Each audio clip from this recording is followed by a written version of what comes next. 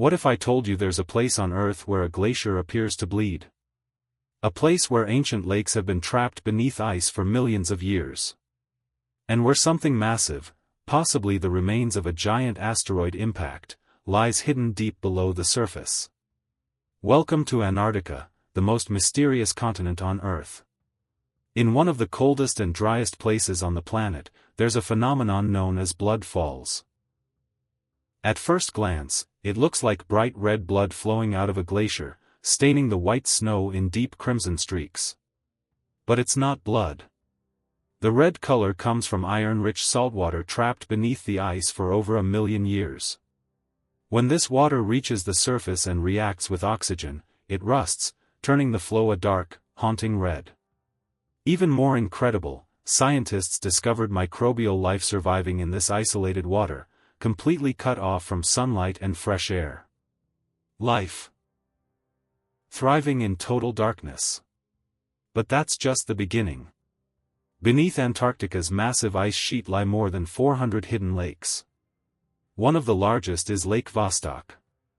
It sits under nearly 4 kilometers of solid ice and has likely been sealed off from the rest of the world for around 15 million years. Inside, there may be ancient ecosystems that evolved entirely on their own, untouched, unchanged, and completely isolated. Some scientists study this lake to better understand how life might survive on icy moons like Europa or Enceladus. In a way, Antarctica may be the closest environment on Earth to another planet. And then there's something even more mysterious. In a region called Wilkes Land, scientists detected a massive gravitational anomaly buried deep beneath the ice. The structure is over 300 miles wide. Some researchers believe it could be the crater left behind by a gigantic asteroid impact, possibly powerful enough to have contributed to the mass extinction that wiped out the dinosaurs. But because it's hidden under thick layers of ice, no one has seen it directly. We only know it's there because of subtle changes in gravity readings.